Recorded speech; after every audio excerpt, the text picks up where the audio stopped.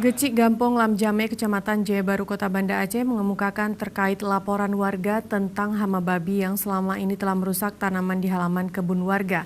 Aksi satwa babi tersebut terjadi berpindah-pindah di areal pertanian dan pemukiman warga di wilayah Jaya Baru, Kota Banda Aceh.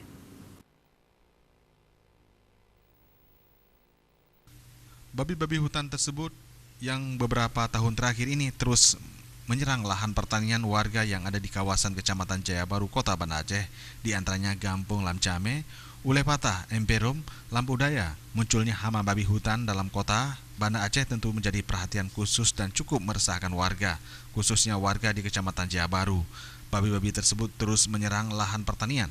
Yufrijal mengatakan kawanan babi hutan beroperasi mengincar tanaman dan kebun warga pada malam hari. Akibatnya tanaman jagung, ubi-umbian, dan pohon pisang yang ada di lahan warga kerap rusak karena serangan babi tersebut.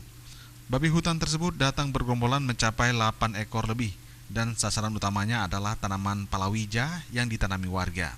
Yufrijal juga menambahkan kawanan babi ini sudah sangat mengganggu pengguna jalan raya di malam hari dan rentan kecelakaan lalu lintas. Dalam persoalan ini, pihaknya meminta kepada pemerintah Kota Banda Aceh segera melakukan langkah-langkah membantu warganya untuk mengatasi persoalan tersebut.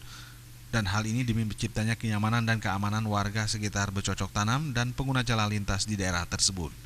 Selama ini hama babi sangat meresahkan warga kampung kami, terutama warga-warga yang menanam tanaman.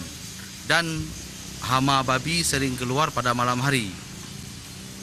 Seluruh tanaman warga diporak-porandaka ataupun dihancurkan, dan harapan kami kepada pemerintah ataupun dinas terkait bisa membantu kami agar bisa mengurangi hama babi yang ada di kampung kami ini, dan juga harapan kami kepada pemilik lahan agar bisa bekerja sama dengan pemerintah kampung untuk bisa membersihkan lahan-lahan yang ada di kampung kami, terutama di Kampung Lamjame.